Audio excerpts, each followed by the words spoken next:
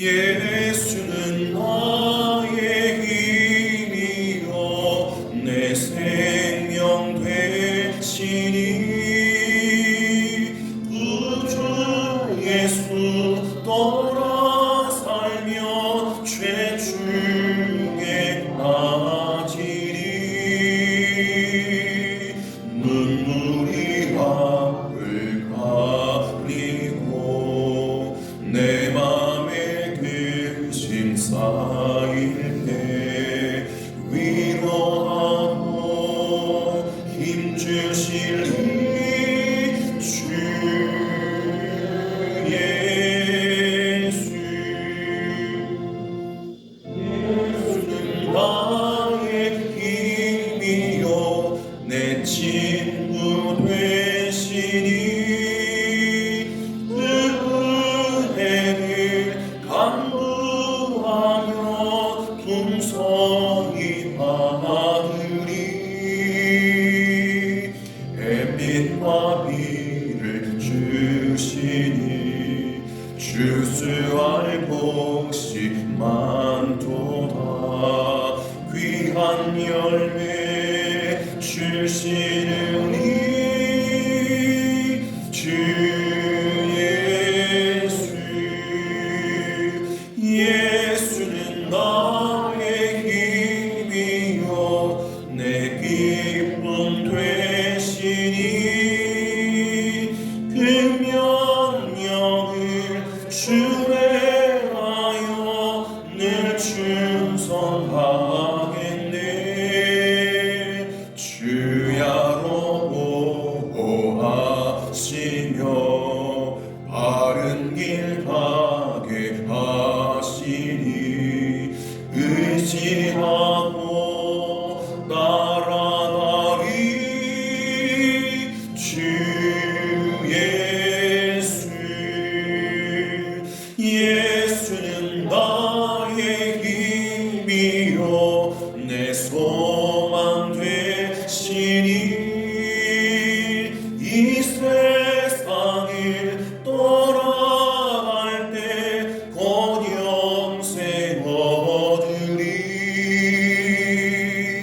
한없는 복을 주시고 영원한 기쁨 주시니 나의 생명 나의 기쁨 주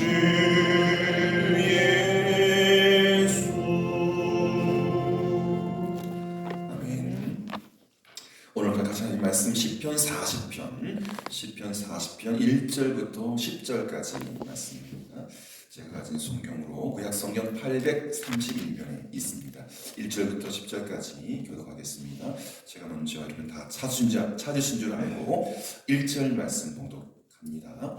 내가 여호와를 기다리고 기다렸더니 귀를 기울이사 나의 부르짖음을 들으셨도다. 나를 기가 막힐 웅덩이와 수령에서 끌어올리시고 내 발을 반석 위에 두사 내 걸음을 견고하게 하셨도다.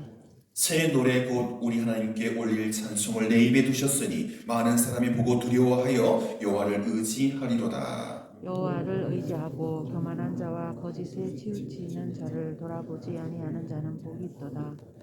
여호와 나의 하나님이여 주께서 행하신 기적이 많고 우리를 향하신 주의 생각도 많아 누구도 주와 견줄 수가 없나이다. 내가 널리 알려 말하고자 하나 너무 많아 그 수를 셀 수도 없나이다. 주께서 내 귀를 통하여 내게 들려주시기를 제사와 예물을 기뻐하지 아니하시며 번제와 속죄제를 요구하지 아니하신다 하신지라. 그때 내가 말하기를 내가 왔나이다. 나를 가리켜 기록한 것이 두루마리 책에 있나이다. 나의 하나님이여 내가 주어 있듯 행하기를 들기오니 주어 이름이 나으신 중에 있나이다 하였나이다. 내가 많은 회중 가운데에서 그의 의의 기쁜 소식을 전하였나이다. 여호와여 내가 내 입술을 닫지 아니할 줄을 주께서 아시나이다. 내가 주의 공의를 내 심중에 숨기지 아니하고 주의 성실과 구원을 선포하였으며 내가 주의 인자와 진리를 많은 회중 가운데에서 감추지 아니하였나이다. 시편 40편에 부제가 있죠. 이렇게 꺾어진 가로 안에 쓰여져 있는 글귀도 한번 읽어보겠습니다. 부제 시작. 다윗의 시 인도자를 따라 부르는 노래. 오늘 역시 다윗의 찬양 또 다윗의 노래 속에 우리에게 주신 하나님의 은혜와 교훈을 함께 깨달아 알기를 소원합니다. 저도 그렇고 여러분도 그렇고 하나님께 기도하는 사람들은 누구나 그 응답이 속히 이루어지기를, 속히 응답받기를 다 기대하죠. 그러나 하나님은 우리에게 하나님의 때를 기다려야 한다고 말씀하십니다. 어저께 제가 왜 서울에 올라가서 86 동기들을 만난다고 말씀드리지 않았습니까? 서울에 꽤 규모 있는 교회를 담임하는 친구 목사님이 가끔 이제 예배드리고 또 다 이제 30년 만에 만난 거예요.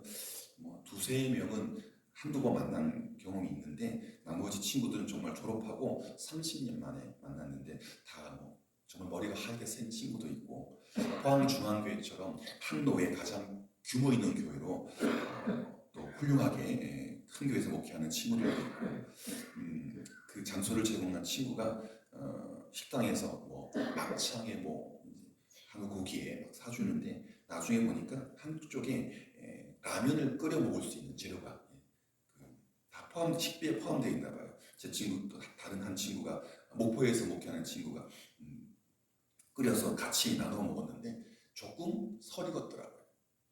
충분히 면발이 저도 다른 건 잘 못하지만 라면 끓인 건 하잖아요. 남자들이 그죠? 적당히 이렇게 중간에 집어 먹어보고 적당한 때 불을 끄는데 급하게 먹고 싶었었는지 조금 면발이 씹히더라고요. 이렇게 정말 그래서 조금만 더 끓여 속으로 끓여와 주니까 먹었는데 조금만 더 끓였으면 좋지 않을까. 여러분 라면을 가장 맛있게 끓이는 법이 있는데 봉지에 쓰여 있어요. 뭐 물 끓은 후에 5분 혹은 5분 30초. 이 30초만 덜 끓여도 이 맛이 덜하거든요. 하나님의 때. 그런데 이 나의 시간표와 하나님의 시간표가 다르거든요. 항상 사람들이 급해요. 그래서 다 익으면 정말 맛있고 제때에 응답이 오면 더 풍성한데 그걸 기다리지 못해서 10초를 기다리지 못해서 5초를 기다리지 못해서 하나님의 때를 제출합니다. 왜 응답하지 않으십니까? 하나님 빨리 응답해 주시지. 하나님 이런 기다림 속에서 우리가 소유한 믿음이 얼마나 확실한지 확인하고 점검하게 하십니다. 그 기다림의 시간이 애태우게 하는 시간이 의미 없는 시간이 아니라 오히려 의미 있는 시간이에요. 여러분 응답되지 않아서 하나님의 때를 기다리는 순간에 불평하지 마시고 더 내가 갖고 있는 믿음이 얼마나 확실한지 점검하고 확인하는 시간으로 의미 있게 그 기다림을 활용할 수 있기 바랍니다. 그렇다면 하나님의 응답을 믿음으로 기다리는 사람의 바른 자세는 과연 무엇일까요?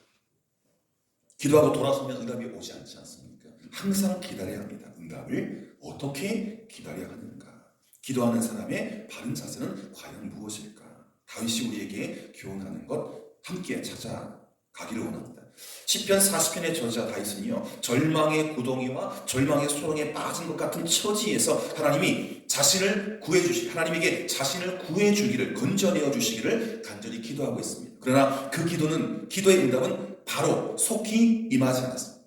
그는 응답이 올 때까지 기다려냈고 계속해서 기도해야만 했습니다. 긴 기다림 속에서 하나님을 원망하고 또 기도를 포기하고 싶은 순간도 분명히 있었을 것입니다. 그도 인간이니. 하지만 다윗은 끝까지 포기하지 않았습니다. 기도를 쉬지 않았습니다. 응답이 더디니까 더 끈질기게 끝까지 기도를 붙잡고 있었습니다. 하나님의 구원을 경험할 때까지 끈질기게 기도했던 것입니다. 마침내 하나님은 그를 굽어보시고 그의 울부짖는 소리를 들어주셨습니다. 다윗이 이처럼 끊임없이 기도할 수 있었던 것은 그에게 하나님을 향한 믿음이 있었기 때문입니다. 내가 믿는 하나님은, 내가 기도하는 그 하나님은 반드시 응답하신다. 제가 그랬잖아요. 하나님의 응답은 세 가지라고. Yes, No 또는 Wait. 응답이 없는 건 없어요. 주신 것은 하나님의 뜻과 내 뜻이 맞았기 때문에. 안 주시는 것은 내 뜻은 맞는데 하나님 뜻이 아니기 때문에. 어린아이가 면도칼, 지금 하는 거 말고요. 옛날에 샀던 얇은 거 아시죠? 네모난 거, 조그만 거, 요만한 거. 잘못만 들어도 쫙, 저도 이게 얼굴에 이제 나이가 드니까 뭔가 이렇게 좁쌀 같은 게 돋아나요. 그 잘못 건드리면 조금, 예, 가끔 제 이게 보면 이게 악시가 앉아가지고 이렇게 동그란 큰 점이 생기잖아요. 그런 거. 이 피부가 이제 나이 들다 보니까 뭔가 이렇게 오돌오돌하게 살짝 배웠는데도 피가 나요. 그러니 어린 나이가 엄마한테, 아빠한테 면도 깎주세요. 누가 줍니까? 안 주는 게 응답이죠. 그리고 말씀드린 것처럼 기다리게 하는 거. 그러니까 하나님의 응답은 없는 게 없는 거예요. 예수도 응답, 노도 응답, 웨이드도 응답. 그러니 그때까지 그것이 예스인지 혹은 노인지 혹은 웨이트인지 알 때까지 기도해야 하는 것입니다. 예수님은 믿음이 연약한 우리가 기도에 대한 응답이 즉각적이지 않을 때 낙심하기 쉽다는 것을 너무나도 잘 알고 계셨습니다. 그래서 우리를 대표한 제자들에게 누가복음 18장 1절부터 8절에서 18장 첫머리에서 항상 기도하고 낙심하지 말 것을 불의한 재판장의 비유로, 무슨 비유로? 불의한 재판장의 비유로 상세하게 정말 피부에 와닿게 가르쳐 주셨습니다. 어느 도시에 하나님을 두려워하지 않고 사람을 존중하지 않는 아주 교만한 목이 곧은 재판장이 한 사람이 있었습니다. 그런데 사연이 많은 한 과부가 밤낮으로 그에게 찾아가서 자신의 권리를 찾아달라고, 자신의 괴로움을 들어달라고 귀찮게 매달렸습니다. 재판장님, 내 아픈 사연 좀 들어주십시오. 몰라요, 그 사람. 뭐 그 마을에 한 과부라는 걸 알고 있지만 뭐 문 열어줄 이유가 없어요. 스토커처럼 막 새벽에도 오고 한밤중에도 오고 주말에도 오고 일요일날도 오고, 예. 가끔 찾아와야 되는데 계속 찾아오니까 한동안 과부의 그 부탁을, 그 간절한 소원을 무시하던 재판관도 견디다 못해서 계속 찾아오니까 그의 청을 결국에는 들어주었다. 할렐루야. 정말 교만하고 남을 배려하지 않는 유아독전 같은 그 자기만을 위해 사는 재판장도 과부가 한낮으로 정말 힘들게 하니까 아유, 내가 졌다. 그래, 문 열어주고 불러와, 들어주고 그래야 그 소동이 끝나니까. 이렇게 주님은 우리에게 믿음을 가지고 지속적으로 기도하라. 여러분, 이 비유 속 예수님께서 직접 말씀하신 불의한 재판장의 비유에 밤낮으로 재판장의 문을 두드리는 그 과부의 마음으로 달려가시면, 기도하시면 하나님은 응답하십니다. 하나님은 교만한 재판장이 아니시고 우리를 지극히 사랑하시는 아버지 하나님이시고, 때문에 기도를 포기하고 싶은 마음이 일어나더라도, 여러분 다니엘 기도회 때 들으셨죠? 기도를 포기하지 마라. 역전의 기도가 응답될 때까지 기도를 포기하지 마라. 그때 누구죠? 그 김정성 목사님 오셔가지고 했던 그 찬양을 제가 한번, 저도 좀 낯선 찬양인데 그 기도를, 그 찬양을 함께 하면서 우리의 기도, 하나님의 뜻을 맡고 또 내 뜻이 통하는 그 기도 즉각 응답되지 않을 때 멈추지 말고 기도하면 아름다운 응답 되지 않습니까? 기도를 멈추지 마십시오. 하나님 우리의 모든 간구를 듣고 계시죠. 가장 최선의 때에 최선의 방법으로 또 가장 풍성하게 더 이상의 무엇을 기대할 수 없을 정도로 꽉 채워서 흘러넘치게 하나님의 응답이 임할 것을 굳게 믿으시기를 바랍니다. 또 하나님의 응답을 기다려본 사람은 하나님이 최선의 때에 응답하실 뿐만 아니라 기대하지 않았던 영적 축복을 부어주신다는 것을 잘 알고 있습니다. 다윗도 응답을 기다리는 동안에 하나님과 더더욱 친밀한 교제를 나누었고요. 그 기다림의 시간 동안에 하나님 말씀에 마음이 더 깊이 하나님 말씀을 마음에 더 깊이 새겼다는 것입니다. 즉각 응답했으면 하나님과의 교제도 거의 없었을 것이고, 또 하나님의 말씀을, 또 하나님의 마음을 마음에 새기는 것도 없었을 터인데, 기다림의 시간이, 응답이 더뎌지니 기다림의 시간이 길어질수록 친밀한 교제가 깊어지고 또 하나님의 말씀을 더 깊이 새겼다는 거예요. 하나님의 약속을. 하나님은 응답하신다. 그런 기다림의 시간이 기도에 대한 응답일 뿐만 아니라 하나님 안에서 선한 결과로 돌아오는 것을 확실히 깨닫는 것입니다. 그래서 사람들이 모인 자리에서 자신이 경험한 응답해 주신 하나님을 알리지 않을 수 없었습니다. 여러분 하나님의 놀라운 기도에 응답받고 아이고 그거를 감춰놓고 이거 자랑하잖아요. 자랑. 어제 친구들과 또 모여 있는데 전철로 한 10분만 가면 아버님 어머님 집이 있어가지고 잠깐 들렸다 왔는데 어머님이 그동안에 많이 좀 안 좋으셨는데 작은 누님이 잘 관리 이제 하면서 조금 건강이 좀 올라오셨더라고요. 안 받으려는 수술도 받으려고 준비하시고 한데 어떤 분이 수술 받으려면 두 병원에 가서 진단 받고 좋은 병원에 가라. 그래서 이제 데이터가 다 있는 병원이 아니라 생뚱맞은 병원에 가서 진찰을 다 하고 수술 받으려고 마음을 내셨어요. 제가 좀 어머니한테 좀 설명을 드렸죠. 그러면 검사가 또 처음부터 모든 걸 검사해야 되니까 저희 치료비가 뭐 진찰비가 뭐 검사비가 많이 드니까 어머니 가까운 백병원이 있고요. 상계동에 있는 백병원. 그다음에 저희 조카가 간호사 있는 강남 성모병원이 있어요. 거기 다 데이터가 있어요. 그러니 다른 병원 가지 마시고 그 두 병원 가운데 한 병원 찾아가십시오. 말씀을 드렸습니다. 그래도 많이 좋아지셨더라고요. 그리고 수술을 하겠노라고 작정을 하셨더라고요. 그런 것도 옆에 이제 보살피면서 참 가장 힘든 게 이제 둘째 누님이신데 또 다른 흩어져 있는 형제 자매들은 너무 감사하죠. 작은 누님께서 아버님 어머님을 다 같이 살면서 돌봐주시니까 참 하나님의 은혜인 것입니다. 여러분 우리가 무엇에 응답받으면 그게 나만 감춰놓고 뚜껑 열어보고 보물함에 열어놓고 보고 닫아놓고 하는 나만의 선물이 아니라 그것이 다른 이웃들에게 자랑할 때 하나님께 욕이 되지 않는다면 하나님의 영광을 가리는 것이 아니라면 자랑해야 됩니다. 자랑해야 됩니다. 제가 왜 제 조카가 있는 그 병원에 간다 그랬잖아요. 그 간호사이기 때문에 가족 할아버지 할머니도 수술비 치료비가 DC가 됩니다. 강남 성모병원은 또 서울에서도 뭐 다섯 손가락에 드는 병원이거든요. 그래도 희원이가 있어가지고 그 병원에 갈 수 있다고 또 어머님이 흐뭇해가지고 소녀를 막 자랑하시더라고요. 그렇죠? 뭔가 은혜 받고 축복 받으면 기도 응답 받으면 그것만 내가 나만 들여다보고 할 게 아니라 이게 자랑이 되고 또 전도의 방편이 되면 이웃에게 내가 응답 받았음을 나누어야 합니다. 그게 혹여 내 자랑이 되고 하나님께 영광을 가리면 꼭 담을지라도 그런 건 거의 없어요. 하나님께 응답 받은 건 수만 번, 수억 번 이야기해도 하나님의 영광이요 또 나의 기쁨이 되는 것이죠. 우리에게 살펴보십시오. 과거에 하나님께 받은 수많은 응답들이 있지 않습니까? 다 헤아릴 수 없고 빛이 반해서 기억이 없어서 수많은 응답의 은혜가 있었습니다. 지금도 있어지고 있습니다. 때문에 우리도 다윗처럼 선하신 하나님을 숨김없이 담대히 전해야 합니다.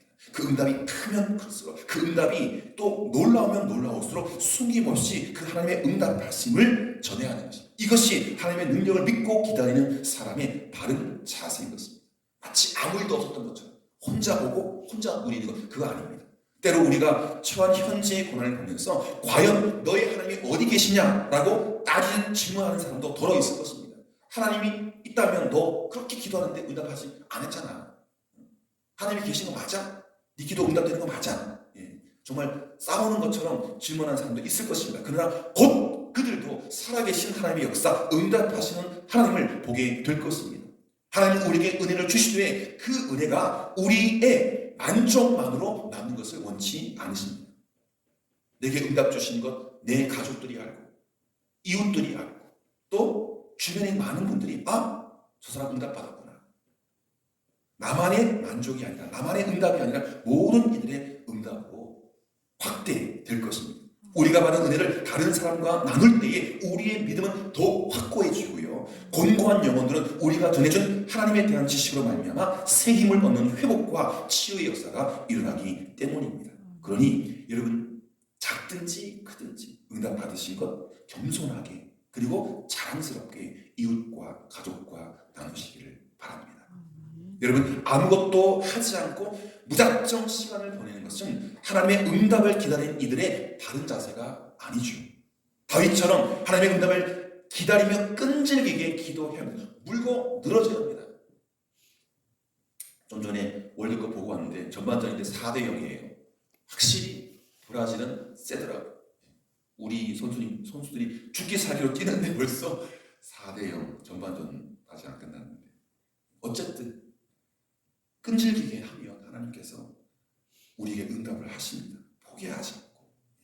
마치 후반전 그 45분 끝까지, 연장 시간까지 끈질기게 하면, 붙잡고 늘어지면 하나님이 분명히 응답하십니다. 아마 우리 월드컵 팀의 하나님의 응답은 16강 진출까지인 것 같아요. 저도 몰랐는데 2대1인가 이기고 나서 다른 경기를 4분간 더 기다렸잖아요. 그리고 기적같이 9%인가 7%인가의 그 확률밖에 안 되는데 93%의 확률을 뒤집어서 16강에 올라갔지만 또 상대가 너무 우승 후보다 보니 하나님은 어떻게든 기도의 사람들에게 응답하십니다. 자신이 경험한 하나님의 은혜를 주변 사람들과 함께 기쁘게 나누시길 바랍니다. 이렇게 우리가 깨어있을 때, 응답을 나눌 때에 하나님은 우리에게 기대를 넘어서는 놀라운 일로 또 다른 기도에 응답해 주실 것입니다. 할렐루야. 응답받고 그것을 자랑하고 고백하고 더 큰 응답을 받는 이 기도의 축복이 우리 가운데 흘러넘치기를 축복합니다. 기도드리겠습니다. 좋으신 아버지 하나님, 구원을 간절히 기다리며 기도하는 자에게 귀를 기울이시고 응답해 주심을 감사합니다. 주신 것도 감사, 주지 아니하신 것도 감사, 기다리게 하신 것도 감사합니다. 지금까지 저희들의 삶에 이루신 셀 수 없는 은혜와 응답을 기억하며 참으로 힘든 시간에도 믿음을 잃지 않게, 그 기다림을 잃지 않게 하여 주옵소서. 말씀을 듣고 그 말씀을 순종하고 그 말씀을 선포하며 살아계신 하나님을 새롭게 다윗처럼 노래하게 하여 주시옵소서. 예수님의 이름으로 기도드립니다. 아멘.